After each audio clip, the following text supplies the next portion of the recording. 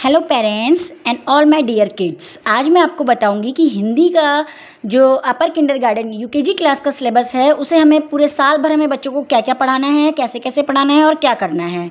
तो सबसे पहले हम बच्चों को पढ़ाएंगे अ से अह तक, जिन्हें हम स्वर कहते हैं, और क से ज्ञ तक, जिन्हें हम व्यंजन कहते हैं। बच्चे नर्सरी और एलकेजी में भी ये चीज़ें पढ़ के आते हैं, तो इसलिए यूकेजी में हमें इन्हें केवल और केवल बच्चे को रिवीजन कराना है। उसके बाद हमें कराना है मात्राओं का ज्ञान।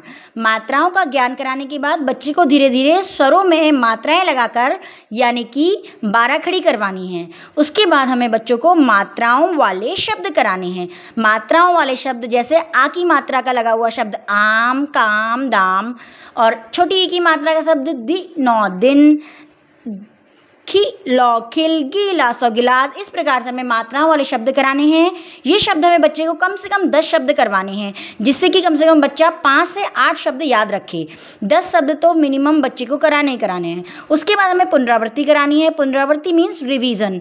फिर हमें अ से अह तक का रिवीजन कराना है। मात्राओं का जो हमने बच्चों को ज्ञान करवाया था वो मात्राओं वाले शब्दों का यहाँ पर हमें फिर से बच्चे को रिवीजन कराना है। इसके बाद हमें बच्चे को इमला, श्रुतलेख कराना है। इमला मीन्स जैसे जो भी बच्चे को पढ़ाता है, पेरेंट्स, माता या पिता, वो बच्चे को इमला बोलेंगे और बच्चा इमला लिखेगा। इमला में हमें स्टार्टिंग में बच्चे को 2 वर्णों के, 3 वर्णों के और 4 वर्णों के शब्द करवाने हैं। इसके बाद हमें बच्चे को मात्राओं वाले शब्द का धीरे धीरे बोलना है और बच्चा उसको लिखने की कोशिश करेगा।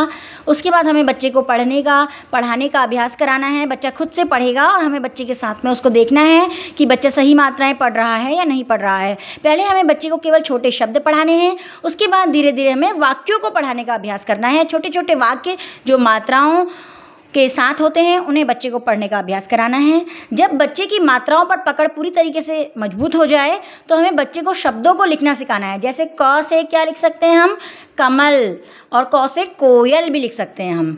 और जैसे ख से हम लिख सकते हैं खरगोश, खग, ग से गमला, गौ से गोल।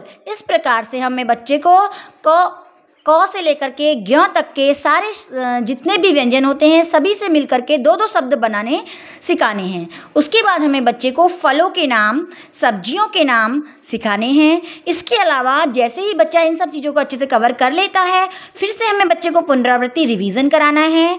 रिवीजन में हम बच्चे को फिर से वही चीज़ें कराएंगे, मात्राओं वाले शब्द। यहाँ पर यूकेजी क्लास में मात्राओं वाले शब्द ही सबसे ज़्यादा इंपॉर्टेंट होते हैं। बच्चे को हमें अच्छे से मात्राओं का ज्ञान कराना है और मात्राओं वाले शब्द कराने हैं। इसके बाद हमें बच्चे को छोटे छोटे विलोम शब्द कराने हैं, जैसे दिन का रात, मोटा पतला, अमीर गरीब, छोटा बड़ा। इस प्रकार से हमको 10 शब्द कम से कम छोटे छोटे वाले विलोम शब्द कराने हैं। पहले बच्चे को हमें ओरल सिखाना है, उसके बाद धीरे धीरे हमें बच्चे को लिखना सिखाना है। उसके बाद जो सबसे इम्पॉर्टेंट नोट है यहाँ पर वो ये है कि हमें बच्चे को बीच बीच में गतिविधियाँ करानी है। गतिविधियाँ मीन्स एक्टिविटी करानी है। एक्टिविटी हमें रिलेटेड टू उसके अ से अह तक, क से ज्ञ तक की एक्टिविटी करानी है, मात्राओं वाली एक्टिविटी करानी है। इसके अलावा हमें बच्चे को सुलेख पर ज़्यादा ध्यान देना है। बच्चा साफ लिखे, अच्छा लिखे, एकदम बच्चा चिपका के ना लिखे, थोड़ा बच्चा दूर दूर गैपिंग मेंटेन करके लिखे। इसके अलावा हमें जो भी, अगर आप लोग गतिविधियां बच्चों की देखना चाहते हैं कि हमें बच्चे को कौन कौन सी गतिविधियां करानी है, तो वो गतिविधियां मैं अगले अपने वीडियो में आपको बताती हूँ।